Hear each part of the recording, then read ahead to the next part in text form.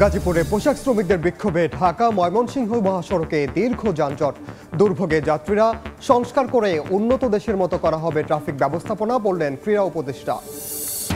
নতুন করে সংঘাত না হলেও থমথমে খাগড়াছড়ি রাঙামাটি। দ্বিতীয় দিনের সড়ক অবরোধে চলছে না যানবাহন। বন্ধ স্কুল, কলেজ, দোকানপাট। সাজেকে আটকা প্রায় ১৫০০ পর্যটক। প্রাণ ফিরে পেল ঢাকা বিশ্ববিদ্যালয়। প্রায় ৩ মাস পর ক্লাস শুরু। শিক্ষার সুষ্ঠু পরিবেশ বজায় রাখার আহ্বান ছাত্রছাত্রীদের। ছাত্র জনতার অভ্যুত্থানকে বিতর্কিত করার ষড়যন্ত্র চলছে, অভিযোগ বিএনপির। রাষ্ট্র সংস্কারে দলটির ৬টি কমিটির নেতৃত্বে মির্জা ফখরুল। সরকারকে দেবে প্রস্তাব। এবং বিরল দ্বিপক্ষীয় বৈঠকে বসছেন ইউনুস, বাইডেন। জাতিসংঘ অধিবেশনের ফাঁকে মিলিত হবেন দুই নেতা। জিএসপি সুবিধা সহ গুরুত্ব পাবে সংস্কার ইস্যু, বলছেন বিশ্লেষকরা।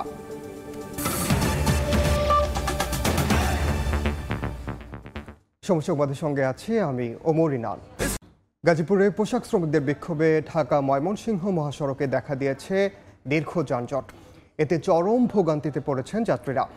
সকাল ৮টা থেকে মহাসড়ক অবরোধ করে রাখেন পোশাক শ্রমিকরা। হাজিরা, বোনাস সহ বিভিন্ন দাবিতে গাজীপুরে রাস্তায় নামেন তারা। এতে ঢাকা ময়মনসিংহ মহাসড়কে ৪ থেকে ৫ কিলোমিটার এলাকা জুড়ে সৃষ্টি হয়েছে তীব্র যানজট। পরিস্থিতি নিয়ন্ত্রণে কাজ করছে সেনাবাহিনী।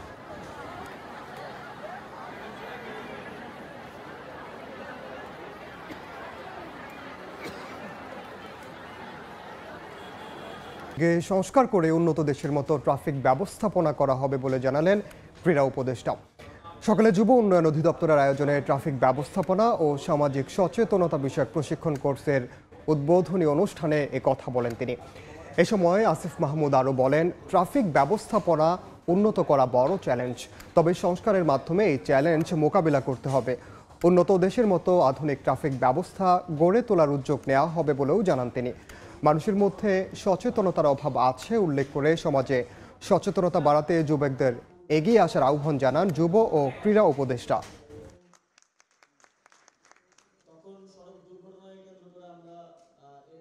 সার্বিক যে ট্রাফিক ব্যবস্থাপনা সেটার আধুনিকায়ন ও যুগোপযোগী করে সেটার সংস্কার প্রয়োজন। আমরা সব ক্ষেত্রে সংস্কারের কথা বলছি এবং এক্ষেত্রে আমরা অবশ্যই সংস্কার করব। বাংলাদেশের ট্রাফিক ব্যবস্থাপনাকে কীভাবে উন্নত বিশ্বের মতো করে আধুনিকায়ন করা যায় এবং যথাসম্ভব ম্যানুয়াল অর্থাৎ মানুষের মাধ্যমে যে নিয়ন্ত্রণ সেটাকে কমিয়ে ডিজিটালাইজ করা যায়, আর সেটার দিকে আমরা অবশ্যই মনোযোগ দিব। নতুন করে সংঘাত না হলেও থমথমে পাহাড়। খাগড়াছড়ি রাঙামাটিতে চলছে দ্বিতীয় দিনের অবরোধ। চলছে না যানবাহন, বন্ধ স্কুল, কলেজ, দোকানপাট। রাঙামাটিতে ১৪৪ ধারা অব্যাহত রয়েছে। সকাল থেকে থমথমে পরিস্থিতি বিরাজ করছে জেলার বিভিন্ন এলাকায়। পরিস্থিতি নিয়ন্ত্রণে বিভিন্ন সড়কে সেনাবাহিনী, বিজিবি ও পুলিশের টহল জোরদার করা হয়েছে। এদিকে ৭২ ঘন্টার সড়ক অবরোধ কর্মসূচির দ্বিতীয় দিন চলছে খাগড়াছড়িতেও। এতে খাগড়াছড়ির সঙ্গে রাঙামাটি, ঢাকা ও চট্টগ্রামের সড়ক যোগাযোগ বন্ধ রয়েছে। সাজেকে আটকা পড়েছেন প্রায় ১৪০০ পর্যটক। আড়াই মাসেরও বেশি সময় বন্ধ থাকার পর ক্লাসে ফিরেছেন ঢাকা বিশ্ববিদ্যালয়ের শিক্ষার্থীরা। সকাল থেকে আনুষ্ঠানিকভাবে একাডেমিক কার্যক্রম শুরু হওয়ায় প্রাণ ফিরে পেয়েছে বিশ্ববিদ্যালয় ক্যাম্পাস। তবে সব বিভাগে না হলেও কিছু কিছু বিভাগে ক্লাস শুরু হয়েছে। ক্লাস শুরু হলেও পরীক্ষা নিয়ে জটিলতার শঙ্কায় সাধারণ শিক্ষার্থীরা।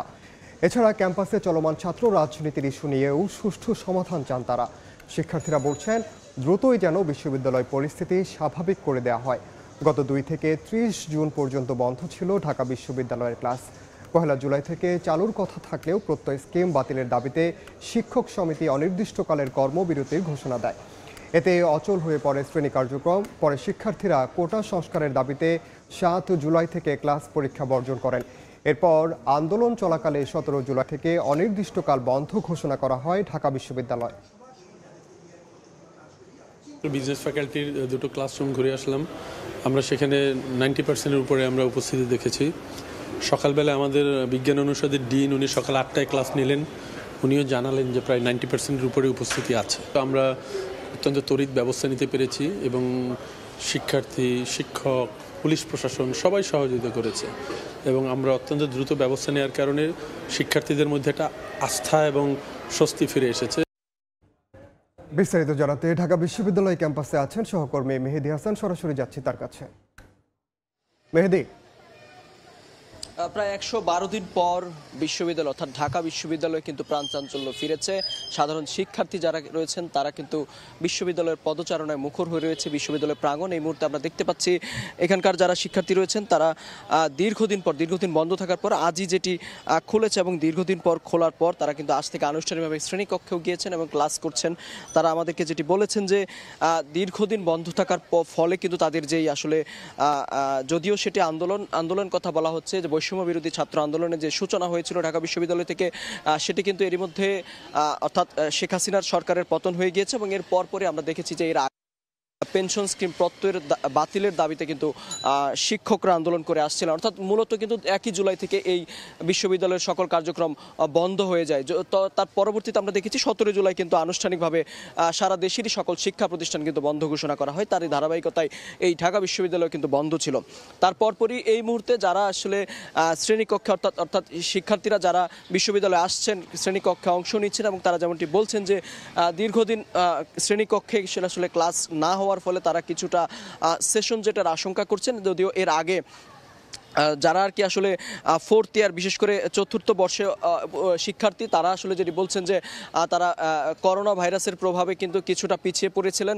তার পরবর্তীতে এখন কিন্তু আবারও যেই 112 দিন অর্থাৎ 2-2.5 মাসের যে একটি সেশন জট সেটি কিন্তু তারা নিয়ে আশঙ্কা রয়েছেন যে তাদের এই সঠিক সময়ে আসলে তাদের গ্র্যাজুয়েশন কমপ্লিট হবে কিনা সেই বিষয়টি নিয়ে কিন্তু তারা বিশ্ববিদ্যালয়ের শিক্ষকদের সাথে কথা বলেছেন এবং শিক্ষকদের সাথে কথা বলে তারা কিন্তু যে দাবিটি জানিয়েছেন যে সম্ভব হলে প্রতিটি সেমিস্টারেই কিন্তু কিছু সময় 10 থেকে 12 দিন সময় যদি এগিয়ে আনা সম্ভব হয় এবং অতিরিক্ত ক্লাস করেও যদি সেই ক্ষতি পুষিয়ে দেওয়া যায় সেটিতে কিন্তু শিক্ষার্থীরা একমত হয়েছেন এবং যেভাবেই হোক ধীরে ধীরে কিন্তু সেই ক্ষতি পুষিয়ে উঠতে হবে সেই দাবিটাই আসলে কিন্তু জানিয়েছেন। এর বাইরেও আমরা দেখেছি সকাল থেকে কিন্তু বিশ্ববিদ্যালয়ের যেই উপাচার্য রয়েছেন তিনিও কিন্তু শ্রেণীকক্ষে গিয়েছেন, শিক্ষার্থীদের সাথে মত বিনিময় করেছেন, শিক্ষার্থীদের সাথে কথা বলেছেন এবং তিনি যেটি বলেছেন যে শিক্ষার্থীদের মধ্যে যে দীর্ঘদিনের আন্দোলনের ফলে যে একটি মানসিক ট্রমাতে রয়েছেন সেটি কিন্তু কাটিয়ে ওঠার জন্য শিক্ষকদের সাথে শিক্ষার্থীদের সাথে সবাই এক হয়ে কিন্তু কাজ করার কথা জানিয়েছেন। তো এই ছিল ঢাকা বিশ্ববিদ্যালয় থেকে আমার কাছে থাকা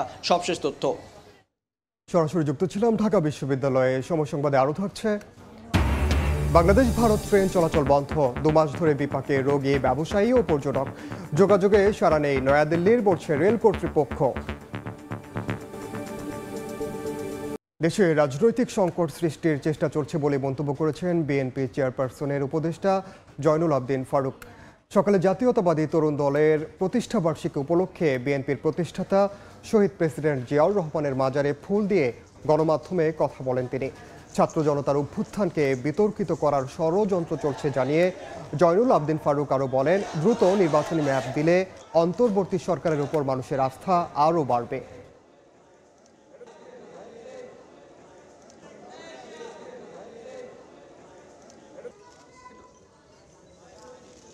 ছাত্র জনতার রক্তে দেওয়া দ্বিতীয় স্বাধীনতা অর্জনকে বিফলে নেওয়ার জন্য এই সকলের একটি গ্রহণযোগ্য ইন্টেরিয়াম গভর্নমেন্টকে অস্বস্তিতে পরিণত করার একটা প্রয়াস চালাচ্ছে বলে দৃশ্যমান মনে হচ্ছে। আমরা এই সরকারের কাছে দাবি করি অনতি বিলম্বে সরকারের নির্বাচনে একটা ম্যাপও এই জঞ্জাল দূরীভূত করার সাথে সাথে একটা ম্যাপও পরিষ্কার করা উচিত, তাতে জনগণের মধ্যে আস্থা আসবে।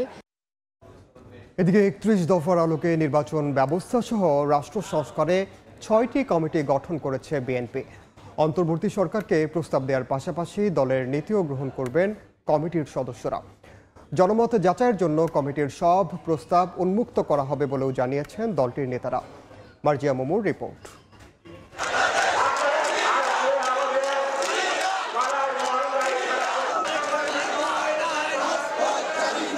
গণতন্ত্র, বাকস্বাধীনতা আর বাংলাদেশের মানুষের ভোটের অধিকারের দাবিতে বিগত 1 যুগের বেশি সময় ধরে রাজপথে আন্দোলন করেছে বাংলাদেশ জাতীয়তাবাদী দল বিএনপি।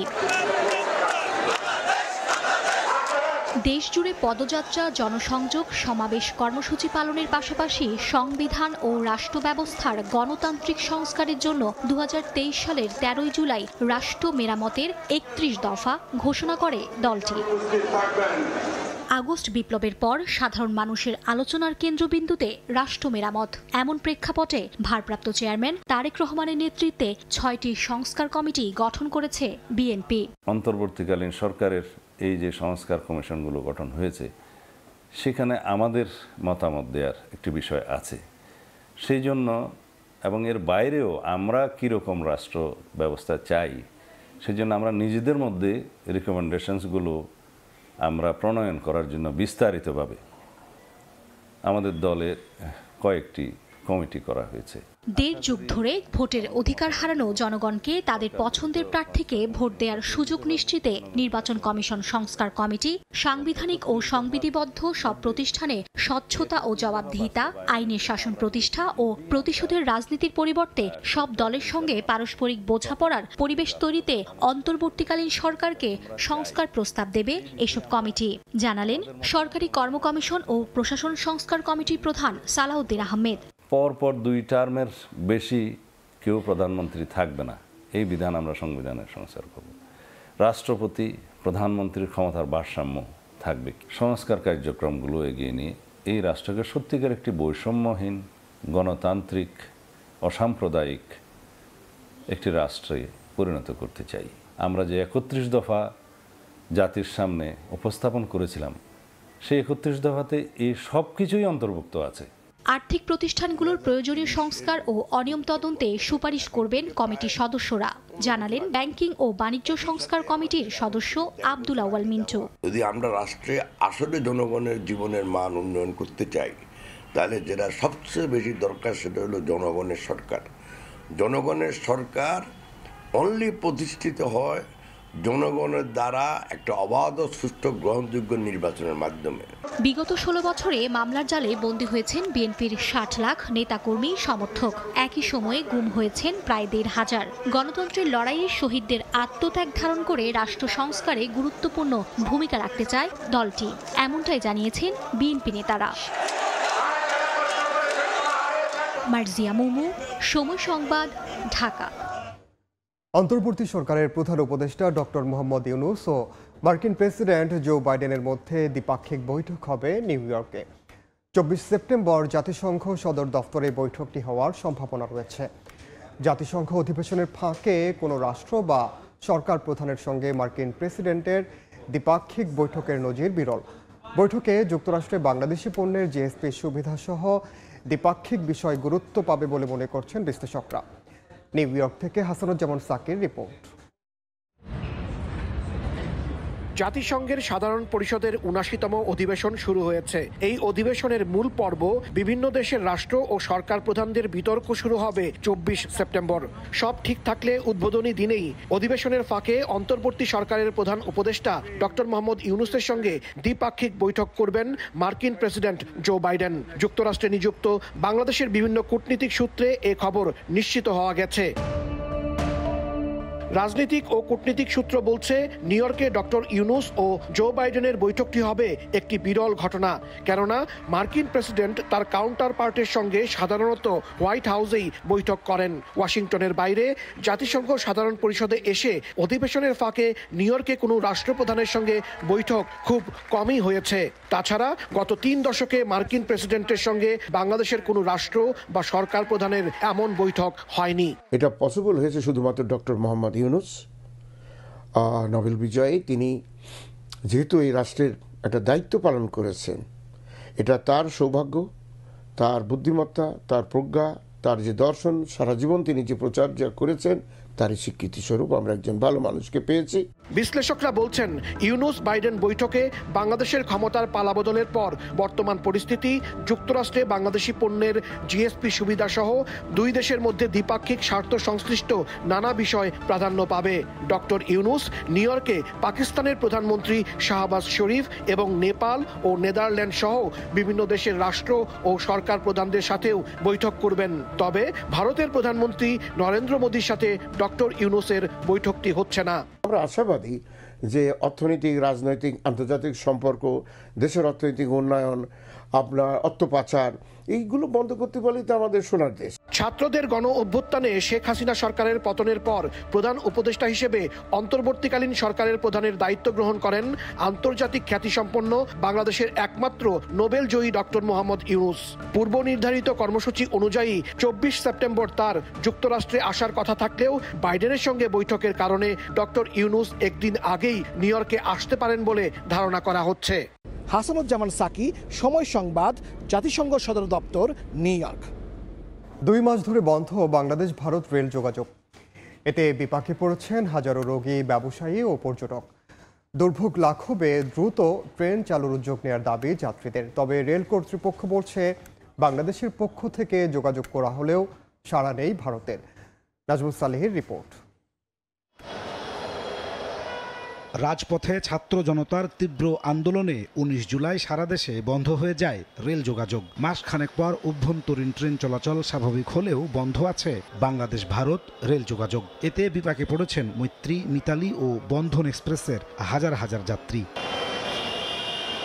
প্রতিদিনই কমলাপুর রেল স্টেশনে টিকিটের খোঁজে কাউন্টারে আসছেন যাত্রীরা। টিকিট না পেয়ে তুলে ধরেন ভোগান্তির কথা। চিকিৎসার জন্য যাইতে চাইছিলাম, কিন্তু এখন ভারত বাংলাদেশ ট্রেন বন্ধর কারণে যাইতে পারি না। এদের অনেক ভোগান্তি হইতেছে। চিকিৎসাটা নিতে এই ট্রেনকেই স্বাচ্ছন্দ্য বোধ করে। আমিও নিয়মিত যাতায়াত করি এই ট্রেনে। আসার পর তাদেরকে জিজ্ঞেস করার পর জানতে পারলাম যে টিকিট সাময়িক বন্ধ। তো এখন এটার জন্য আমার বিকল্প চিন্তা ভাবনা করতে হবে। এমন বাস্তবতায় দ্রুত আন্তদেশীয় রেল যোগাযোগ শুরুর তাগিদ যাত্রীদের। 24 তারিখে টিকিট কাটছিলাম ডাক্তার দেখানোর জন্য, যাওয়ার জন্য কলিকাতা। এখন টাকা ফেরত নিতেছি। অনেকে বিমানে যাওয়ার মতো সামর্থ্য নাই বা অনেক জটিলতা, প্লাস হচ্ছে বাসে যাওয়াটা অনেক জটিলতা। ট্রেনটা অনেক সহজলভ্য ছিল।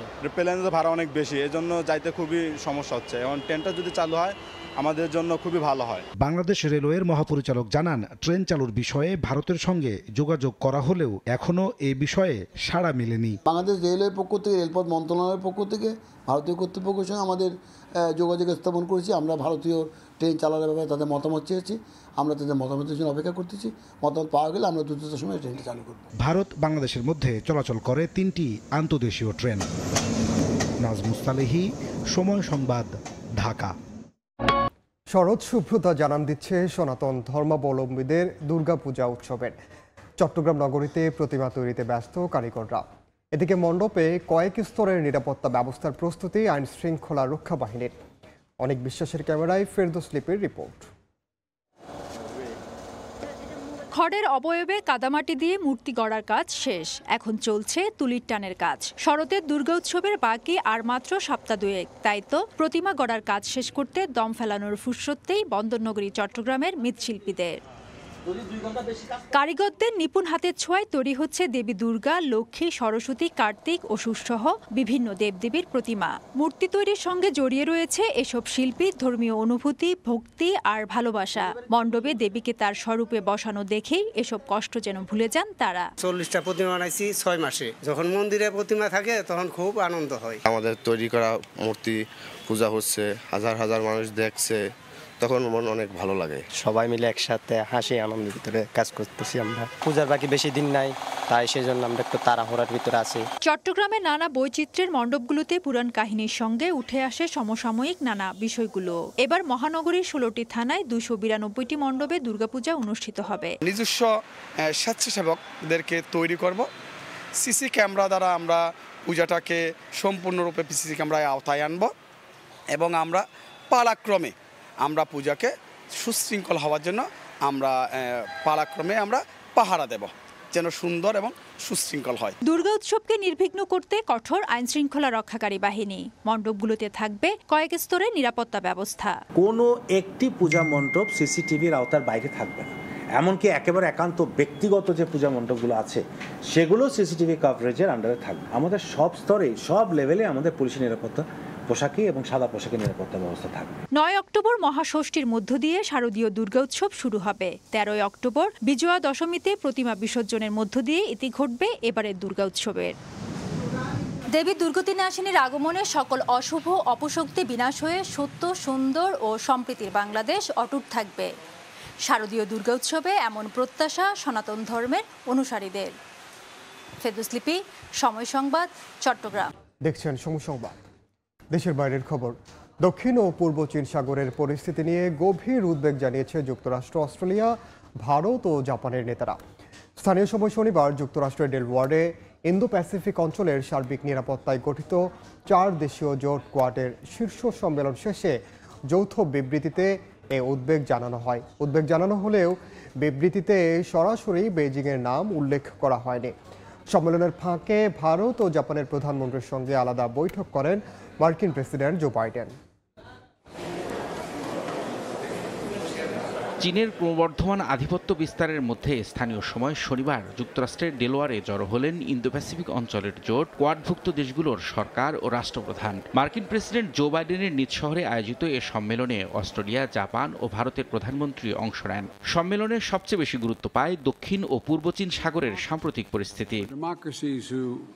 যৌথ বিবৃতিতে কোয়াড নেতারা বলেন, পূর্ব ও দক্ষিণ চীন সাগরের পরিস্থিতি নিয়ে গভীরভাবে উদ্বিগ্ন তারা। ইন্দো প্যাসিফিক অঞ্চলের নিরাপত্তা নিয়ে উদ্বেগ প্রকাশ করা হলেও বিবৃতিতে সরাসরি বেইজিংয়ের নাম উল্লেখ করা হয়নি। দক্ষিণ ও পূর্ব চীন সাগর ছাড়াও সম্মেলনে ইউক্রেন ও গাজা যুদ্ধ সহ বৈশ্বিক নানা বিষয় নিয়ে আলোচনা করেন কোয়াড নেতারা। এছাড়া উত্তর কোরিয়ার ব্যালিস্টিক ক্ষেপণাস্ত্র পরীক্ষার তীব্র নিন্দা জানান। সম্মেলনের আগে ভারতের প্রধানমন্ত্রী নরেন্দ্র মোদীর সঙ্গে সাইডলাইন বৈঠক করেন মার্কিন প্রেসিডেন্ট জো বাইডেন। ভারতীয় সংবাদ মাধ্যম এনডিটিভির প্রতিবেদন বলছে, ওই বৈঠকে কয়েক বিলিয়ন ডলারের ড্রোন চুক্তি চূড়ান্ত করে যুক্তরাষ্ট্র ও ভারত। যুক্তরাষ্ট্র থেকে 31টি MQ-9B স্কাই গার্ডিয়ান ও সি গার্ডিয়ান ড্রোন কিনছে মোদী সরকার। সীমান্ত বরাবর সশস্ত্র বাহিনীর নজরদারি যন্ত্র বাড়াতে সব ড্রোন কিনছে ভারত। বিশেষ করে চীনের সঙ্গে সীমান্ত বরাবর এই ড্রোন মোতায়েন করা হতে পারে। বাইডেনের সঙ্গে আলোচনা অত্যন্ত ফলপ্রসূ হয়েছে জানিয়ে এক্স পোস্টে মোদি বলেন, দ্বিপক্ষীয় বৈঠকে আঞ্চলিক ও বৈশ্বিক সমস্যা নিয়ে আলোচনা করেছেন তারা। অন্যদিকে বাইডেন জানান, ভারতের সঙ্গে যুক্তরাষ্ট্রের পার্টনারশিপ ইতিহাসের যে কোনো সময়ের চেয়ে শক্তিশালী, ঘনিষ্ঠ এবং গতিশীল। রবিউল ইসলাম আওলাদ, সময় সংবাদ। চেন্নাই টেস্টের খবর। চতুর্থ দিনে 2 ঘন্টাও টেকল না বাংলাদেশের ইনিংস। ব্যাটিং ব্যর্থতায় দ্বিতীয় ইনিংসে 234 রানে অল আউট নাজমুল শান্তর দল। 280 রানের জয়ে সিরিজের লিড নিল ভারত। এই মুহূর্তে এমএ চিদম্বরম স্টেডিয়ামে আছেন সহকর্মী মাহবুব রিমন। সবশেষ খবর জানতে সরাসরি যাচ্ছে তার কাছে। রিমন, চিদম্বরমে 280 রানের বিশাল হার নিয়ে তো আলোচনা করাই যায়, তবে এই মুহূর্তে আসলে চেন্নাইয়ের যে একটু আপডেট জারি রাখতে চাই দর্শকদের। ঠিক কিছুক্ষণ আগে, অর্থাৎ এই লাইভটা আমরা যখন শুরু করছিলাম তার মিনিট 5 আগে কিন্তু এক পশলা বৃষ্টি হয়ে গেছে এই চেন্নাইয়ের আকাশে। অর্থাৎ সেই বৃষ্টিটা বাংলাদেশ দলের জন্য স্বস্তি কিংবা অস্বস্তি সেটা নয় মোটেই, কারণ এই বৃষ্টির একটা পূর্বাভাস কিন্তু ছিল যে দুপুর নাগাদ একটা বৃষ্টি আসবে। তবে সেই বৃষ্টির আগেই বাংলাদেশ দল অল আউট হয়ে ড্রেসিং রুমে ফিরে গেছেন এবং যেভাবে আসলে ব্যাটিং করেছেন, যদিও প্রথম 1 ঘন্টা নাজমুল হোসেন শান্ত এবং সাকিব আল হাসান কোনোভাবে পার করে দিয়েছেন, তবে সাকিবকে কিন্তু কখনোই আসলে মনে হয়নি যে তিনি খুব একটা স্বস্তিতে ব্যাটিং করেছেন।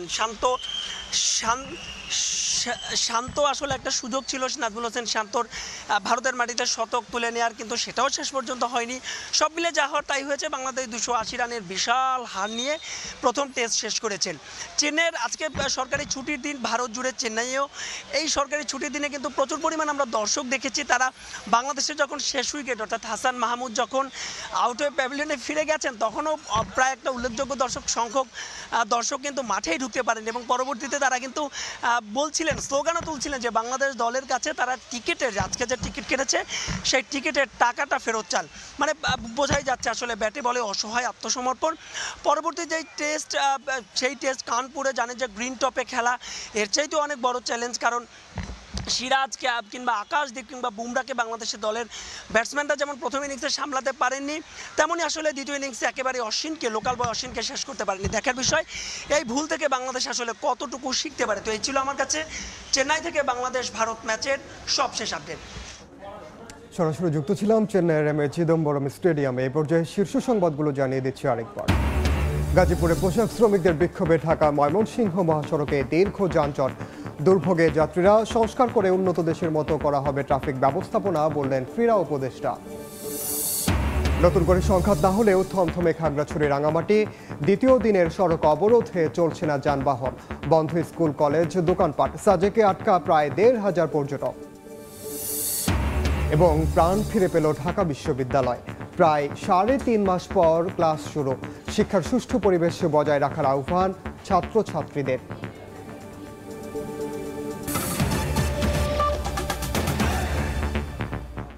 এই ছিল সময় সংবাদের সঙ্গে থাকুন সময়ে।